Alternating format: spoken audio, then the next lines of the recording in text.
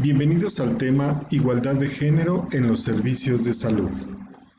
El Programa de Igualdad de Género en Salud del Centro Nacional de Equidad de Género y Salud Reproductiva ha trabajado en una serie de líneas y acciones estratégicas para lograr que mujeres y hombres tengan acceso igualitario a los servicios de salud, mediante una atención con calidad que sea respetuosa y considere sus necesidades, inquietudes y padecimientos específicos. Su objetivo general es avanzar hacia la igualdad sustantiva en salud entre mujeres y hombres en el marco de los derechos humanos. Sus objetivos específicos son avanzar en la transversalidad de la perspectiva de género en los programas y servicios de salud, así como fomentar la formación en género en salud y derechos humanos del personal que brinda los servicios de salud. Promover la documentación de inequidades de género en salud para combatirlas con respeto a los derechos humanos e impulsar una cultura institucional con perspectiva de igualdad de género en los servicios de salud. Los temas asociados a ejes generales del Plan Nacional de Desarrollo 2019-2024 se encuentran en el eje 1, Estado de Derecho, y en el eje 2, de Bienestar. Para las políticas en salud pública es fundamental analizar la mortalidad por grupos de edad y sexo, pues señalan la necesidad de contar con medidas específicas de prevención. En el grupo de 15 a 24 años mueren 3 veces más hombres que mujeres, y entre las primeras 5 causas de muerte para ambos sexos se encuentran las relacionadas con la socialización y la conducta, y por ello evitables. Accidentes de vehículo, agresiones, lesiones autoinfligidas intencionalmente y embarazo, parto y puerperio en el caso de las mujeres, y para los hombres agresiones, accidentes, en particular en vehículos de motor, lesiones autoinfligidas y enfermedades derivadas del virus de inmunodeficiencia humana VIH. ¿Y qué se entiende por género? Se refiere a los atributos que social, histórica, cultural, económica, política y geográficamente, entre otros, han sido asignados a los hombres y a las mujeres, es transversal y atraviesa todo el entramado social. Se refiere a esos conceptos en torno a las funciones, comportamientos, actividades y atributos que cada sociedad considera apropiados para los hombres y para las mujeres. Se crea un sistema sexo-género, en el que hay expectativas específicas para mujeres y para hombres. Por ejemplo, para las mujeres, el ser cuidadora, vanidosa, inteligente, en la educación y además se desarrolla habilidades más de ternura.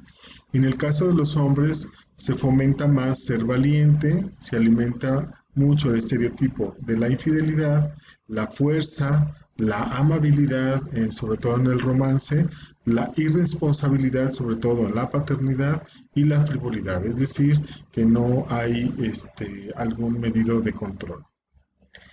Nos damos cuenta que ambos en realidad son aprendidos, que lo único que sí es algo ya establecido y sobre todo biológicamente y que nos hace diferentes verdaderamente, pues es la parte del sexo, la parte biológica. Y en cambio, todo aquello que se aprende se le considera género. El sexo biológico no está determinado únicamente por los órganos sexuales externos, como es el pene o la vulva, sino que tiene otros componentes, como el sistema hormonal, el cerebral, la cromosómica, la genética, la gonadal y los órganos sexuales internos. El sexo está determinado genéticamente. Las personas son clasificadas en referencia a su sexo para asignarles un género. El sexo en sí mismo no tiene implicaciones sociales. La cultura marca los sexos con el género. El género marca la percepción de todo lo demás. El sexo es la parte biológica con la que nacemos y el género es lo que socialmente se nos asigna, en este caso con los colores a los hombres de azul y a las mujeres de rosa. La socialización del género es el proceso por el cual aprendemos tanto a pensar, a sentir y comportarnos como hombres y mujeres, según las normas, creencias y valores que cada cultura dicta para cada sexo. En ella se crean los roles y estereotipos de género, en donde se marca de manera diferenciada a las mujeres en un rol más reproductivo, más asociado a lo doméstico, a un trabajo no remunerado, al servicio y cuidado de otras personas, a la mediación y por ende a la subordinación. En cambio, los hombres asumen o se les enseña ese rol reproductivo en el que se convierten en proveedores, que son parte más dominante de ese espacio público, del trabajo remunerado, que finalmente otorga poder, sí responsabilidad, pero sobre todo una autoridad y por ende una dominación.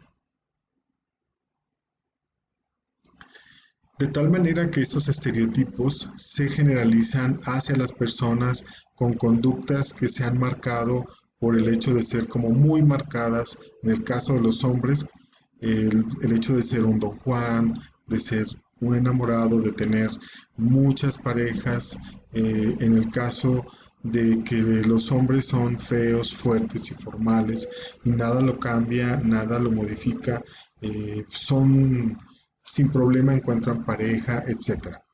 En el caso de los hombres, el trabajo que es parte de una responsabilidad que le otorga la sociedad, el del ser proveedor, ¿no? Y por ende las mujeres dedicarse o tener la idea de que únicamente se tendrían que dedicar al hogar. El género es la construcción social y cultural de la diferencia sexual, escrito por Marta Lamas en el 2003. ¿Cuáles son esos agentes socializadores y sus características?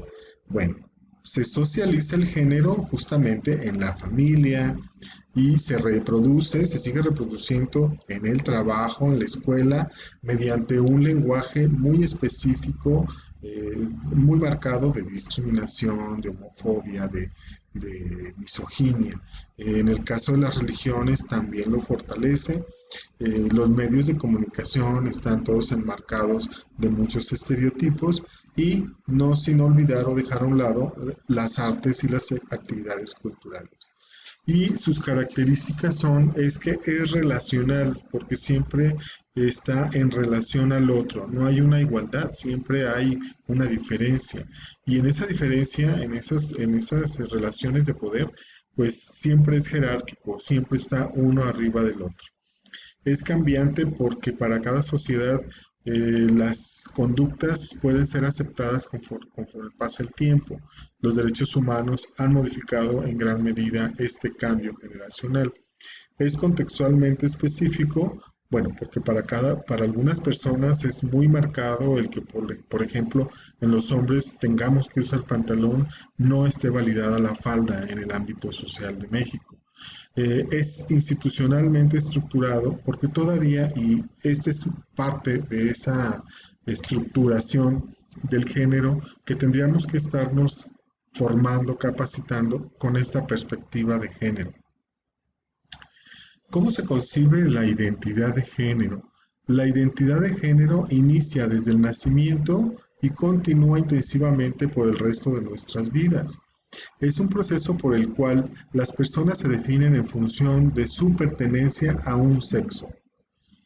Además, es un proceso que ordena todas las piezas y que determinan la forma en que una persona es percibida socialmente, pero además se percibe a sí mismo, y como percepción y como autopercepción. Las inequidades surgen justamente en esa diferenciación de funciones y comportamiento. Generan desigualdades de género, es decir, favorecen sistemáticamente a uno de ellos. ¿Qué es entonces la perspectiva de género? Es un concepto que se refiere a la metodología sobre los mecanismos que permiten identificar, cuestionar y valorar la discriminación, desigualdad y exclusión de las mujeres, que se pretende justificar con base en las diferencias biológicas entre mujeres y hombres, así como las acciones que deben emprenderse para actuar sobre los factores de género y crear condiciones de cambio que permitan avanzar en la construcción de la igualdad de género, mecanismo que surge en la Ley General de Igualdad entre Mujeres y Hombres. Para insertar la perspectiva de género en los servicios de salud, el Programa de Igualdad de Género diseñó ejes de acción para lograr esos avances. Primero, desagregar por sexo todos los datos estadísticos. Número 2, apertura y escucha, comunicación asertiva en diagnóstico y atención. Brindar trato humanitario, personalizado y atención con calidad y equidad. Evitar discriminación por sexo o género. Fomentar corresponsabilidad de mujeres y hombres en el cuidado de la familia.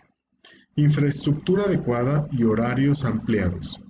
Uso de lenguaje incluyente no sexista.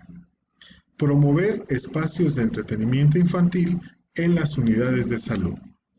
Y brindar atención en salud libre de maltrato y discriminación. Son los 9 ejes que el programa tiene para transversalizar la perspectiva de género en los servicios de salud. Todo ello es un camino el cual nos llevará a que todas las unidades de salud atiendan con mecanismos incluyentes. Muchas gracias.